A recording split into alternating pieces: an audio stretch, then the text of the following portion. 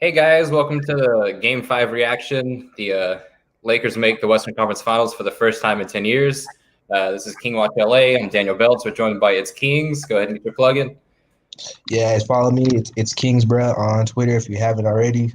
Um, yeah, just go ahead and hit the follow if you want to. Sports, politics, and just whatever. I just get my tweets off. Nothing really in particular.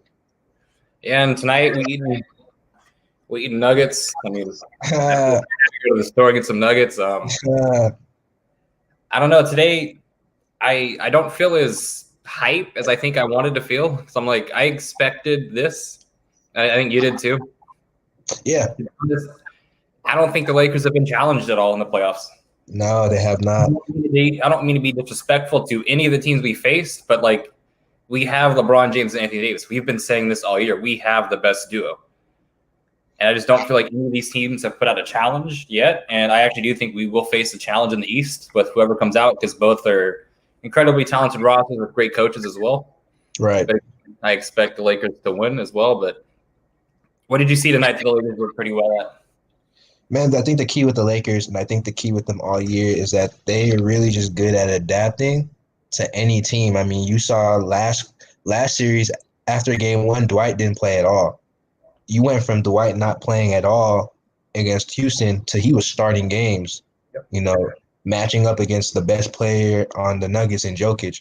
So, I mean, just that versatility to be able to run Dwight Howard, to be able to start Markieff Morris, just start different guys and they be able to contribute based on the matchup. I mean, people say all year Lakers have no depth. This is depth. This is the best depth in basketball right now. I mean, they literally can match up with any style of any team. They can play small, they can play big, they can do it all. They can play multiple guards. You can have Rondo, Caruso, KCP, or Rondo, KCP, Danny Green, Caruso, KCP, Danny Green. I mean, you can go three guards, you can go three forwards, you can go Markieff at the center, Brown at the center. You can go 80 at the 5, 80 at the 4, Dwight at the 5. I mean, they just have so much versatility, so much length, and so much athleticism. I mean, like people talked about it. People said the Lakers are a slow team in the regular season, but you see how much speed they have. I mean, that was one of the things I think Maples kept talking about. Oh, they're not fast. But I kept telling Maples, they have speed. They were playing the regular season how they were supposed to play the regular season. Take care of business, do what you need to do. Don't overexert. It's the regular season. You know what you're playing for. You know what your goal is. Don't do that. So, and then when you get to the playoffs, you see it. When they get a steal, it's full court press. I mean, teams were literally trying to slow it down on the Lakers, which is kind of weird. You would think that, LeBron and them being like old, you would think teams would try to run on Lakers. No, teams were actually trying to slow it down. Like Houston was trying to slow it down. Denver was trying to slow it down to get Jokic. They did not want to go up and down with the Lakers and that athleticism and that speed at all. And with those lob threats, they were just not trying to, go up and down the floor with Rondo or LeBron. And, shout out to Rondo, man. I mean, Rondo. We both were out there and just said he needed not to play, and he proved us both wrong, which I'm glad to admit. But and I told people all year, I was like, if playoff Rondo exists, I'll be glad to be wrong because that means the Lakers will for sure not be challenged. And this is what we're seeing. They're not being challenged. Like I told people, if playoff Rondo is real, then the Lakers will destroy every team and I'll be glad to be wrong. And I'm glad to be wrong because look what's happening. He's dominating every team. And like, it's that human error of basketball. I mean, Rondo has been in the league how many years? He's played in how many big games? He don't care about the regular season. I mean, he don't care about, doing a closeout, staying in front of no disrespect, but he don't care about staying in front of Devontae Graham in December. You know what I mean? Like he just doesn't care about that because that's not what he's playing for. So, he showed up huge and man, I don't know. I just think, between Miami and Boston, those are very tough teams, but with the way the Lakers are playing, man, I just can't see it going more than 6 games because those teams, first of all, Boston has no depth. First of all, I mean, AD will destroy Theus and whoever Robert Williams. Those are great, tough guys, but they're getting destroyed. Spo likes that zone, but I mean, Bron, when he wants to, it just doesn't matter. You can't stop him. I mean, you're not gonna hide Hero and Duncan Robinson. They will be attacked. They will be attacked at all times. And Jay Crowder looks like he's coming back to earth. So that was the real thing. He was just hitting everything, but he looked like he's coming back down to earth. And, Brown going to make Jimmy work. And Bam, I mean, Bam is great, but AD, he cooked Bam, man. I mean, Bam can't hold AD one-on-one, so it's going to be tough on them, both them teams. I just don't think that they have enough because the Lakers can do anything. They can play any size, any type of basketball, and a lot of teams just don't have that. I mean, like Boston can't go big. You know what I mean? Miami can't go big. They start dudes who are 6'9" at the 5 spot. That's their if once you figure out how to beat their and punish their small ball line, they can't adjust. They don't have the bodies to adjust. So, this is why we kind of wanted to see the Clippers and Lakers because What's good, G? Good, Thomas. What's good, G? I we already know good. y'all gonna go ahead, get your slander off. But yeah, I'm getting it off, man. I'm just saying, this is kind of why we wanted to see the Clippers and Lakers because the Clippers have those bodies that can adjust to the Lakers. They can challenge it. Like the Clippers can really go small. Like Nuggets were never going to go small. Like they have to play Plumlee, they have to play Jokic. The Clippers could play Zubac, they could play Trez, they could play JaMychal Green. That's kind of why we wanted to see that series. But I mean, they didn't take care of business. That's their fault. They have no leadership. Unfortunately, they choked. And, people are saying, Denver wants to be 3-1. But I told people before the game, man, look, it's LeBron James, man. He going to close out this game 5, man. Yeah, of course, not man. PG. If the Lakers didn't close that game out, I would have been mad at LeBron. Right, me too. Like, I literally would have been annoyed if he would have closed. You don't let closed. Jamal Murray get hot. You don't let none of them guys get hot. Nip that in the bud. Get them clean out of here. 80 limping around. Right. Literally. I've been saying this since 80 was in New Orleans. That man is brittle. Like I know he's brittle, G. He like peanut butter brittle, G. Every time that man fall, I Lakers fans, I owe y'all apology. I'm gonna give y'all apology right here, right now, and then I'm gonna get off here because I'm lit and I'm finna continue to get lit. And y'all honor. I'm sorry, G. I've been against y'all all year. I didn't believe in y'all. I still don't believe y'all won free agency, but we gonna see. If y'all win a championship, y'all won free agency. If you don't win a championship, you didn't win free agency. Because if Miami's zoned up and y'all can't hit no threes, y'all lost free agency. That's fair. That's fair. So Lakers fans, I'm sorry. Y'all, congratulations. Y'all made it to the finals. I'm not going to sit up here and try to rain on y'all parade. I'm just going to say I'm sorry. And when you wrong, I admit I'm wrong. Everybody else be like, oh, TP, like, whatever. I always say when I'm wrong. I was wrong. Bron not watching no more. Bron did what he's supposed to do. I still think AD is the best player on the team. He the key to y'all championship. But I think if LeBron plays well and he shoots above 50% from the mid-range, y'all going to win the championship. If they zone up on that man and that man can't do nothing against that zone, I'm going to pray for y'all. And I'm going to also laugh at y'all if y'all lose. But I think y'all going to win. But anyways, Dan, you can drop me out of here. Lakers fans, I'm sorry. Y'all got y'all W. Live it up. Y'all won. All right, thanks for doing, Thomas. All right, take me off here because I can't do it because I'm trying to get back into my apartment. So I think if the Heat do go zone, I just think AD is a Heat zone killer. He is. That mid-range, he shoots 60% for the mid-range, man. Just pass it to him in the top of the key, on the top of the free throw line. That's money every time. Especially with Bron and Rondo, too, who are two high IQ players that will also be the zone. Like, they will get you to spots. We will need Danny Green to do something from 3 next series. We can't continue to shoot 20%, though. It's crazy, though. This dude, as bad as he will be looking, he'll make, like, big defensive plays. And then, like, bro, fourth quarter, big 3, made it. Like, that was the one that put him up 7 on that when there was a 4, like, on the top of the key 3. I mean, like, there's a reason why teams don't want to leave him open. No matter how bad of a 3-point skid he's on, leaving Danny Green open is very risky. And teams understand. You saw that in that fourth. They left him open at the top of 3. He made him pay. So it's the rep where even though you miss, you always fear that guy making it because he just needs to see one go in. He'll keep making over again.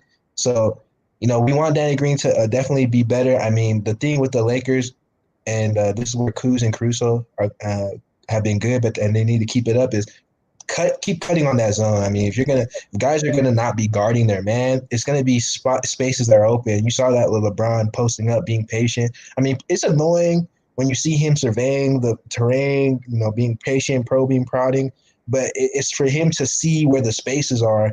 And when you see those guys make wide open cuts, it's because he's making the zone sleep. He's making the guys stay in their spaces because they're not guarding their man. You know, they're not guarding a man. They're just sitting in a space. So if you cut and LeBron finds you and he makes that pass, it's boom, pass finish. Like you'll be at the rim, no problem. So they just have to keep moving off the ball.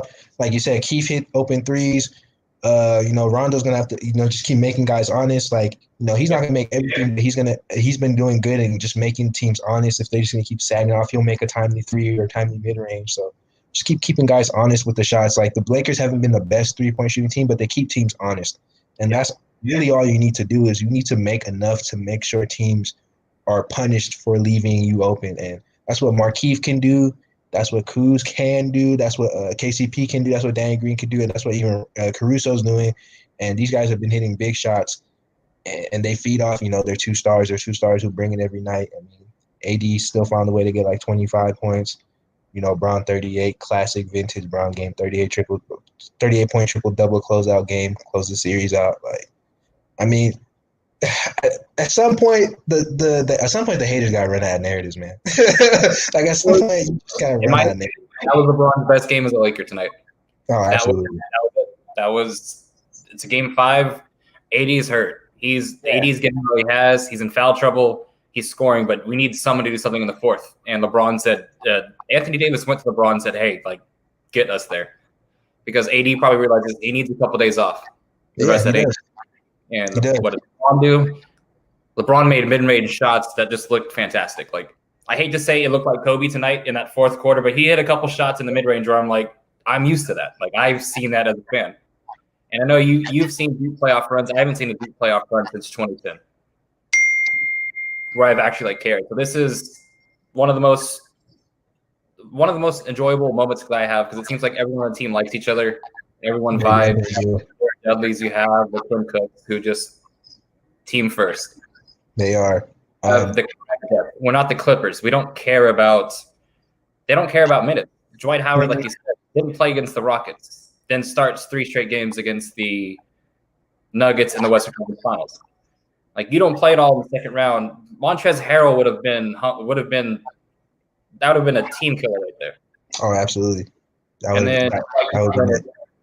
Handles Jokic about as good as you can.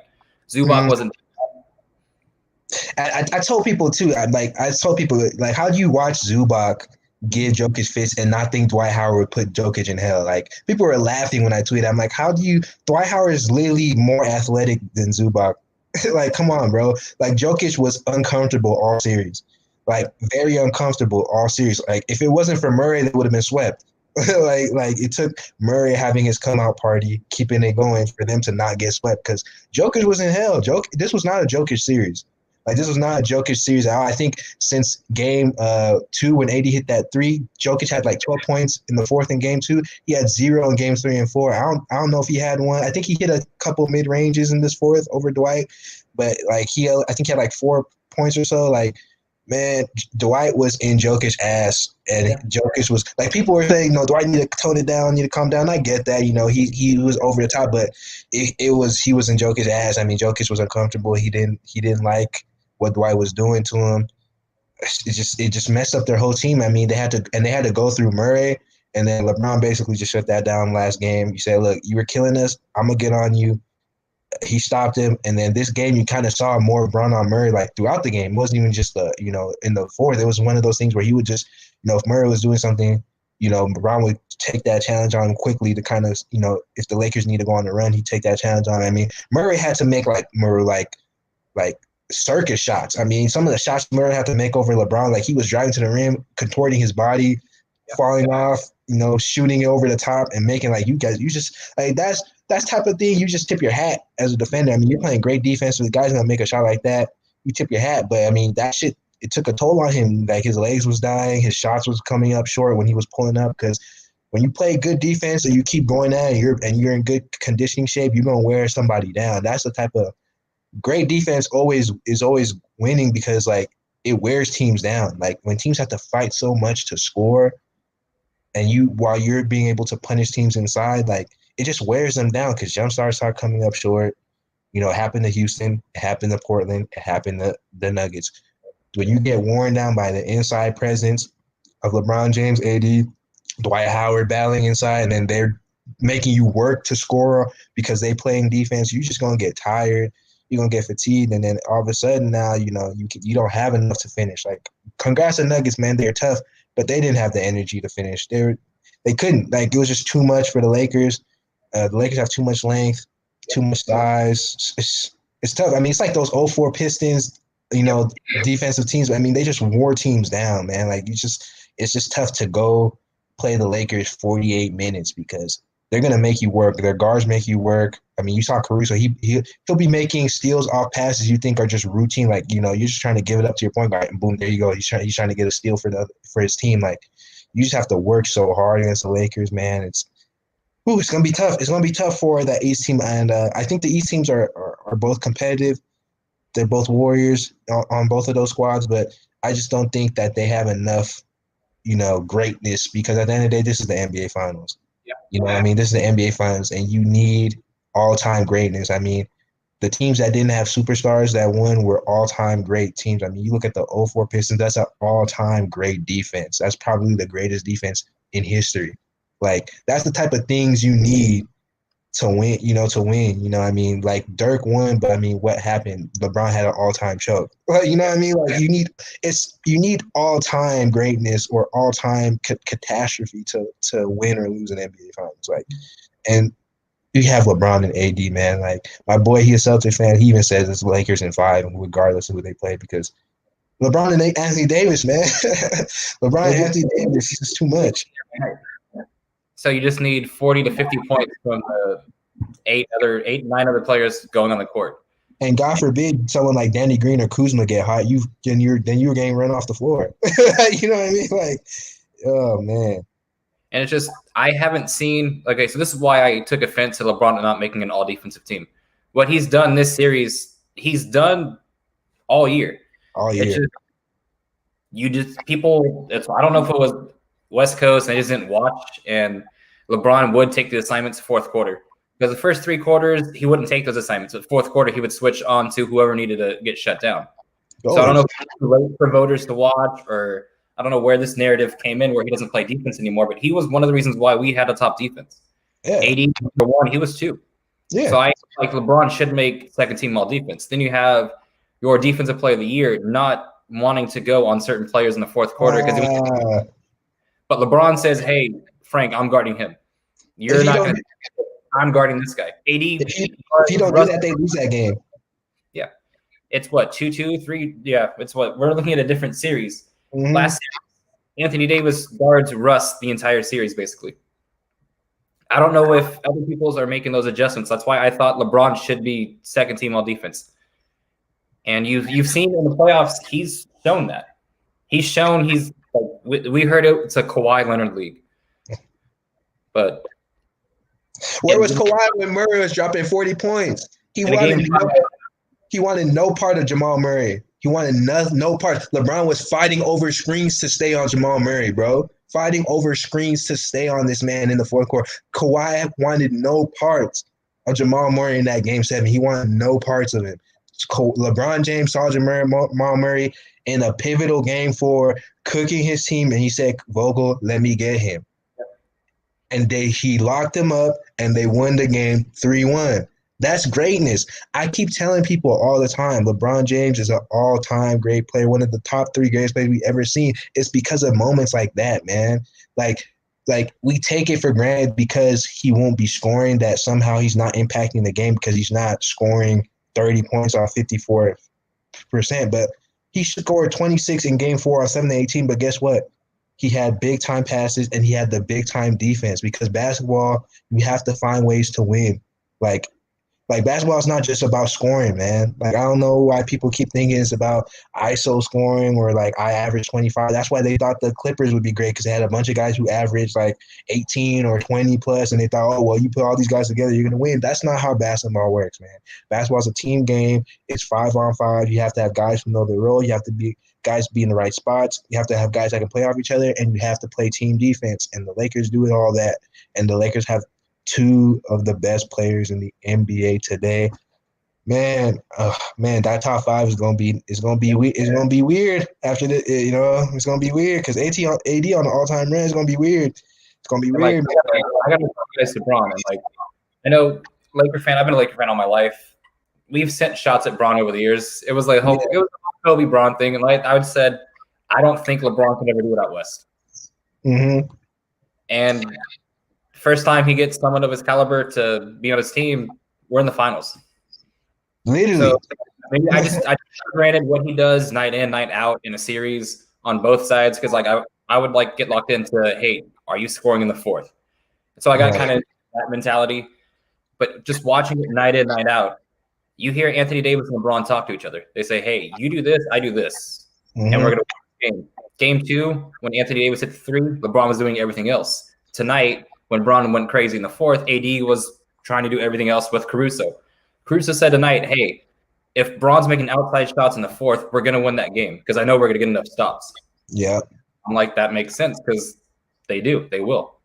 They will get the stops. It's time for Lakers get 4, and the LeBron fans will get the love from LA, even if they aren't already now, because I believe Laker fans are showing tremendous amount of love. You saw those nut Kobe fans that just won't accept it still, but we're ready. We're ready to put a bronze statue up if we get 17. I mean, look, it's good. Those rest in peace, Lamanda. A lot of those Kobe stands, man, they're not actual fans of the Lakers, man. I've been told people that for years. There's Laker fans, and then there's those deranged Kobe stands, bro. Like, I already knew the difference because Lakers, they just want excellence, bro. They just want people to win. I remember I told somebody Bron his GOAT campaign. They said if Bron gets to 17, he can have it. Like, they don't care, man. They just want the parade. They just want greatness. They just want to win. I mean, you see a guy, you were in the lottery for how long, and a guy comes to your team, and immediately in 2 years, you're back in the finals. Like, how do you not, as a Laker fan, have appreciation for that type of quick turnaround? You were literally a laughingstock as a team, and now you're back again with the NBA Giants. You know what I mean? Like literally, you were a lottery team, and now you're back in the finals automatically. And you know, people are gonna talk about LeBron. Well, last year they made the playoffs as if like he didn't go to a lottery team by himself, and as if they didn't know have injuries. Like, come on now, we knew the Lakers were limited based off they were young. They didn't have any other star outside of LeBron. You know, they were still developing. We knew it was a gap year, and they got hurt. We couldn't even see any of the fun stuff they could have done in the playoffs, like maybe upset a team or maybe push a team set. Like, we couldn't have seen any of that fun stuff because they were hurt. We didn't get to see how that could have looked like. So, you know what I mean? So it's like people were just trying to write it off, and first time back in the playoffs, they don't even just go to the finals. They dominate. They literally dominate every team. Like, every team. I mean, like, I told people this, bro. I told people that the Lakers would have beat the Clippers in 6 games. I don't think it would have gone over 6 games. I personally, and you told me, I've been saying that all year. I think I've been saying Lakers and Clippers. If the Lakers coach Vogel does what he needs to do, and they play the right lineups, and that's a 5 and 6 game series because the Clippers just don't have enough to match up with them going 7 because no one's going to stop AD, and Bron is Bron. So. And then you saw a team that the Clippers lost 2 and 7. The Lakers took care of in 5 because the Lakers were always the better team. That was, to me, that was never in doubt. And you saw Lakers should have regular season record should have been 3-1 to the Clippers. They should thank Patrick Beverley for that Christmas win. Like you know what I mean? Like, all the narratives, all the stuff. At the end of the day, like I tell people, it's gonna die on the court because you gotta prove it. You know what I mean? You gotta prove it on that court. And, you know, Lakers did it. They've been doing it all year, and I don't know how much more narratives they get to say. Like, it looks easy because they make it easy, you know? The time in the third quarter tonight where the Nuggets went on their run, right? They did this in 5 versus the Clippers. There was a chance where they could have maybe sparked a run, win game 5, and then make this a series. LeBron shut that down. That he did what Kawhi should have did. So we saw the difference between Lakers and Clippers, and the Clippers never beat the Lakers in 2020. So, like, nah, they haven't. They haven't in the year 2020. Basically in there, and we have to like give apologies to Vogel. Yes, he might have a terrible offensive plan, and it relies on LeBron basically trying to do whatever it is on offense because the sets just aren't there. Sometimes it looks the lane's clogged or whatever, but he's at least putting players on the floor that makes sense. He's not. Yeah. Vail didn't really play the last couple of games. He played a bit tonight, I believe. Yeah, In the like second quarter, he played like what 2 minutes. He had a foul on Jokic and was immediately benched. So Vogel, look, Vogel, I get it. It looks clanky, especially when Dwight's in there, but it's a method to the madness with Dwight and Jokic. So I get why he put Dwight because limiting Jokic was making it a tough on Denver. I mean, they had to struggle. I mean, you need big games from Jeremy Grant. You know what I'm saying? You need big games from Grant, big games from Dozier to to make it a series. You know what I'm saying? Like it was that type of games for him because Jokic was getting clamped. So I get the method to the madness. He basically said, "Look, we're gonna clamp these guys, and LeBron, AD, you guys just gotta be great. Show us why you're great and take over the game offensively." And Rondo, he's gonna make it easy on y'all because he's gonna be able to get other guys set up. I mean, Rondo's done a great job making sure the offense is being run. I mean, one of the things specifically too, and I've tweeted about this, one of my mutuals, is that, and I've kind of been annoyed because Bron isn't throwing the lob, but Rondo's doing a great job of throwing the lob in his place. So what the lobs Bron isn't throwing, Rondo. So I don't know if that's something that they've talked to each other behind closed doors, where it's like Bron won't overuse the lob threat so it can be easier for Rondo to get that. I'm not sure if that's something that they've talked about personally, but every time, like, there'll be times I'll be like, man, Bron, why don't you throw the lob? And then when Rondo comes in, he's hunting the lob. So it's great. It's great to see because it's just two great, passers. Yep. Picking apart the defense in different ways. I mean, now you've seen a couple times Bron has it, and Bron just won't throw it. Oh, you'll see it with AD too. Like AD kind of like looks and like they kind of like make eye contact with they're going back to defense. Where LeBron's missed a couple of lobs, but again, it's a packed paint when you play AD and Dwight. So it's like the offense will be limited when you play two bigs. We've seen that all season. Yeah. Then when Rondo goes with Keith and Dwight or Keith and AD, those lobs start happening. Yeah. So again, there's difference in offensive plans when they go with two bigs versus one big, and we've seen it all year. And it's especially different when KCP has played as well as he has this postseason. Like this series, I believe he's 40% and above from the three-point line. So when that spacing is there, the lobs open up and everything else opens up. And KCP's been third or fourth best player in the postseason? He's probably been the third to 3 through 5 is a toss up between Rondo, KCP, and Caruso. Those three guys have been consistently bringing great effort, and the things that they do well all the time. Yep. When they come in the game. So KCP, he has times where he has defensive lapses, but the thing about him, he's always trying on defense. So it's even if you get him, you still gonna have to bust your ass to try and get Casey, because in the fourth quarter you'll see he's flying on defense still. He's still trying to make plays on defense. So it's never like you can't. It's not KCP's not taking plays off, and neither is Caruso, and Rondo's been playoff Rondo. So those three guys, man. If Kuz and Danny Green just gave us anything, they would run teams off the floor. Like, you know what I mean? Like he played very well the first two series, and then I have no idea what happened.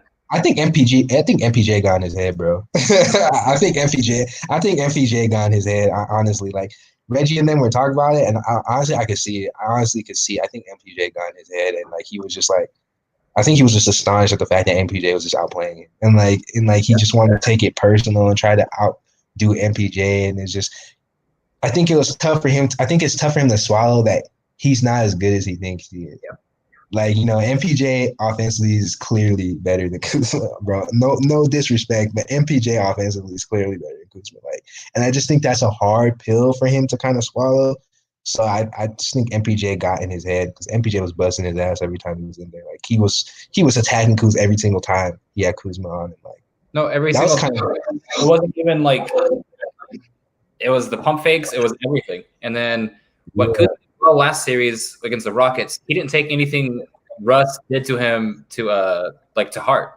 Because like when Russ would score on him and like kind of like showboat going back on defense, Kuz didn't try to go 1-on-1. But for whatever reason, when MPJ would score on him, I knew Kuzma would take a shot the next time get down. And I believe it was almost 3 air balls, and he might have grazed the rim one time. But I'm like, dude, what the fuck are you doing? Like, why is this happening? Like, I this is think- this game. We got to win this game. Kuz, just play your role. You will shine in it. You will get open looks. You will score. Just relax. I think he was like I said, like Russ, it's Russ, you know. In his mind, it's like, oh, that's Russell Westbrook, you know. I can't, you know, try and show up Russell Westbrook. That's one of the best of this generation. You know, it's like I'm guarding Paul George, I'm guarding Kawhi Leonard. That's Paul George, that's Kawhi Leonard, you know. Jason Tatum's like, that's the next coming guy, like, you know what I'm saying? So like when he gets scored on by those guys, it's like, oh, those are big time guys. So he's not gonna take it personal because those are guys he knows is big time guys. He probably doesn't see MPJ like that.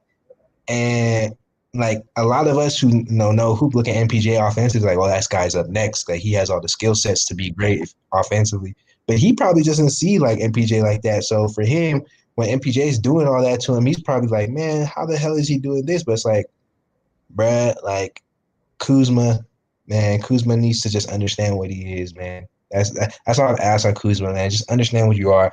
Thankfully, though, they're playing the Celtics and they're playing the Heat. He's not going to take Jimmy Butler or Tatum serving him personally, so he'll play within himself. There's the Tyler Hero thing. I mean that might, So I don't know how Kuz plays based off Katya. I have no idea. Oh man, I forgot about that. Oh shit. So like just seeing him go against MPJ, I'm like, I hope he gets it out of his system this round, and like AD or Bron pull him aside, like, hey, like you gotta like tone that back. Like we love your confidence, but there's a time and a place for it. If you're hot, you're hot. But if you're ice cold and you're jacking up stupid shit, like, come on. Yeah, he don't need to be You don't need to be exchanging threes with Tyler Hero, man. We don't need that. Not at all. Anyways, I know you got to get out and go eat, so get your final plug in and let's wrap it up, man. Yeah, man. Go ahead and follow me at It's Kingsborough, man. Shout out to the Lakers. Shout out to the U. Shout out to Israel Adesanya, man, going on an all-time great run. One of the greatest middleweights in UFC history. We're seeing his prime right now, man. This is a great sports night for all sports fans. And I'm glad you said all time, not just now. He's one of the most exciting fighters I've seen in a long time. To where it's watch him every time he fights. Have to, man. Like I told people, I said somebody's getting knocked out this round, and that's exactly what happened because this was A-class striking. A-class striking. You knew somebody was getting knocked out, and Izzy showed why he's the best in the biz at the middleweight division. So this is, you know, we had Anderson Silva, now we have Izzy, the last style bender. Yeah. Anyways, it's been a pleasure having you on again, and we'll probably have another live episode when we find out who's in the finals and probably a live reaction after one of the games. Anyways, this has been the Western Conference Champion edition of King Watch LA. I've been Daniel Beltz, and thank you guys for watching. And until the next time we speak, go Lakers, and we'll see you next time, man. All right.